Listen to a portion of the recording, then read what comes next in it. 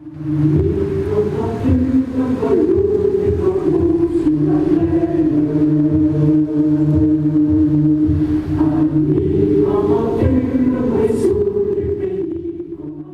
victoire comme celle du 8 mai passe parfois par des chemins particulièrement douloureux.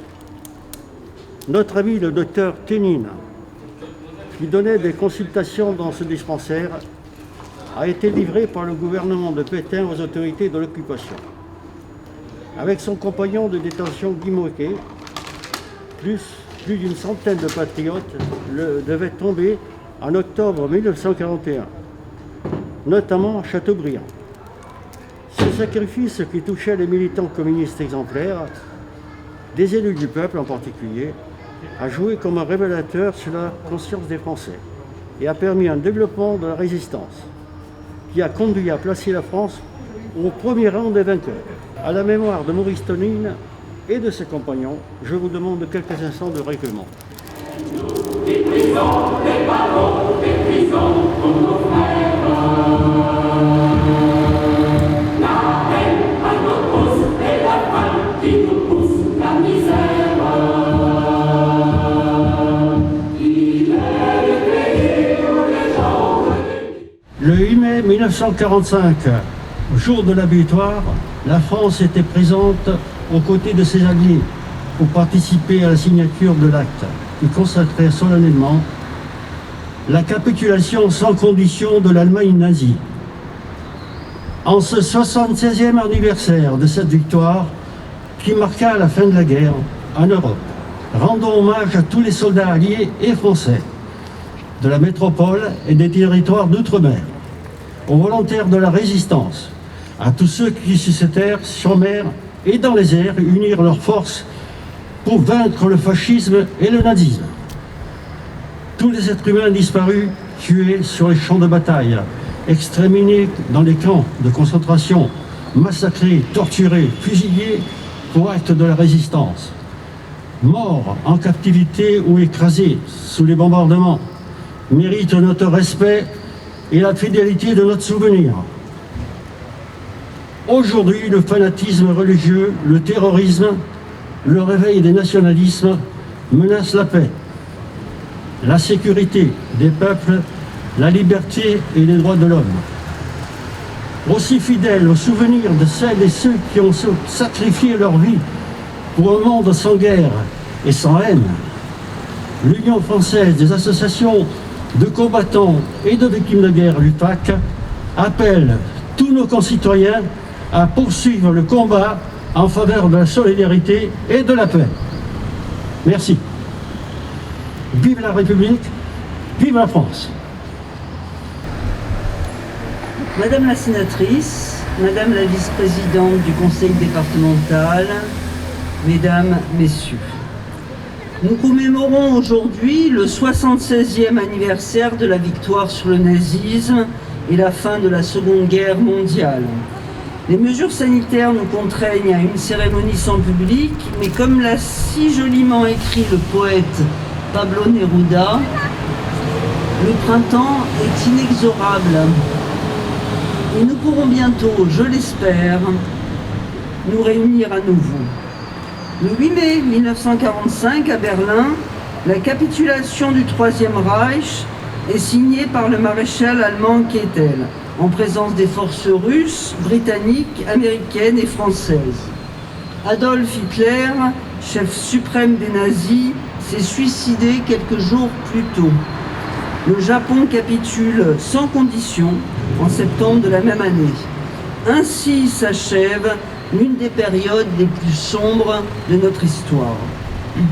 Ce conflit planétaire, qui dura 6 ans, a causé la mort de 62 millions de personnes, dont 6 millions de juifs. Les civilisations ont plié sous le joug du nazisme. L'idéologie est née en Allemagne dans les années 20. Elle est nationaliste, totalitaire, profondément raciste et antisémite. Elle a poussé comme le chien-dent dans un pays très appauvri et humilié par la défaite de 14-18. Elle s'est étendue dans une Europe tout entière, meurtrie par la Première Guerre mondiale est plongée dans la crise économique.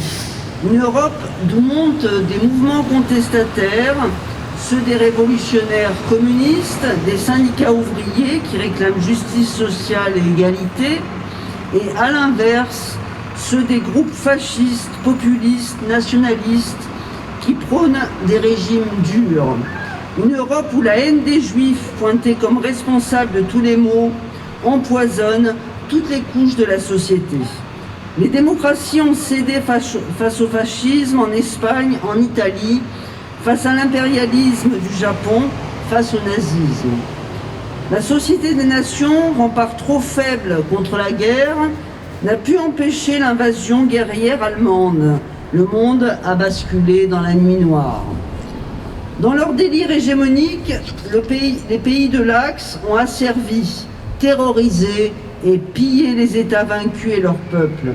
Ivres de toute puissance, Hitler, ses généraux, ses SS, sa Gestapo ont tenté d'anéantir toute opposition politique. Ils assassinent, torturent, internent dans des conditions effroyables celles et ceux qui leur résistent. Avec cynisme et méthode, ils organisent la déportation massive de millions d'hommes, de femmes et d'enfants.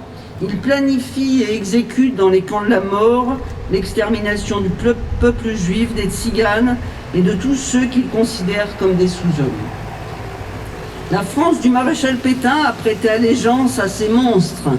Le régime de Vichy a collaboré avec zèle, organisant les rafles des Juifs, arrêtant et livrant les résistants, enrôlant la jeunesse dans le service du travail obligatoire, livrant à l'Allemagne une grande partie des ressources nationales et affamant la population. Nous avons réchappé à l'enfer. Grâce aux combattants, résistants et militaires, nous avons vaincu. Grâce à la clairvoyance des premiers opposants, notamment en Allemagne où les communistes, les socialistes, les leaders syndicaux furent traqués. Nous avons survécu grâce à des hommes et des femmes aux opinions diverses, mais aux valeurs communes. Unis dans l'armée de l'ombre, unifiés en France dès 1942 au sein du Conseil national de la résistance. À Gentilly, notre maire communiste Charles Frérot est emprisonné pour son opposition au Troisième Reich. Des familles entières entrent en résistance. Des militants tels Hélène Edline, qui deviendra notre maire, le jeune Victor Marchini et d'autres mènent la lutte clandestine. Des justes cachent les Juifs, comme Albertine Cardin et sa fille Jo. 9 syndicalistes de l'usine Sanders, dénoncés par leur patron, sont arrêtés et déportés. Je veux rendre un hommage appuyé aujourd'hui au fils de l'un des ouvriers déportés de la Sanders, Jean Daniel, enfant de Joseph Daniel. Il nous a quittés l'an dernier. Il s'est investi de longues années au sein de l'association Mémoire Vive, dédiée à l'histoire des convois d'Auschwitz-Birkenau. La déportation a marqué au fer rouge et douloureux les rescapés, mais aussi les enfants et les familles des victimes.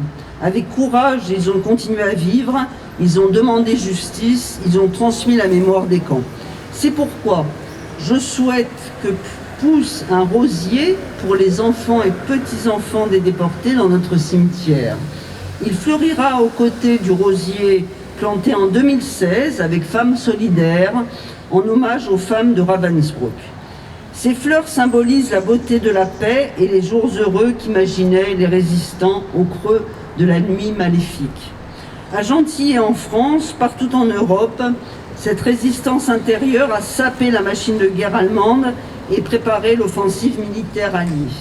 À partir de 1942, les États-Unis, l'Union soviétique, la Grande-Bretagne et les armées secrètes s'allient contre les pays de l'Axe et reconquièrent dans des batailles acharnées sur le front russe notamment les territoires occupés. La guerre de 40 est marquée par la puissance destructrice des armes. Les bombardiers rasent des villes entières de part et d'autre du Rhin. La bombe atomique lancée sur Hiroshima et Nagasaki irradie des centaines de milliers de Japonais. Le monde a frôlé l'apocalypse. Au lendemain de la victoire, les Alliés dressent des digues contre la résurgence. Ils créent l'Organisation des Nations Unies, ils jugent les principaux responsables nazis lors du procès de Nuremberg, où témoigne notre ancienne députée Marie-Claude Vaillant-Couturier, et instaurent le crime contre l'humanité. En France, le nouveau gouvernement s'inspire du programme Les Jours Heureux, élaboré en 1944 par les résistants. Le texte garantit la paix, la sécurité sociale, le droit du travail, le droit de vote des femmes, une instruction de qualité pour tous les enfants. Ce programme fonde notre société dans ce qu'elle a de meilleur.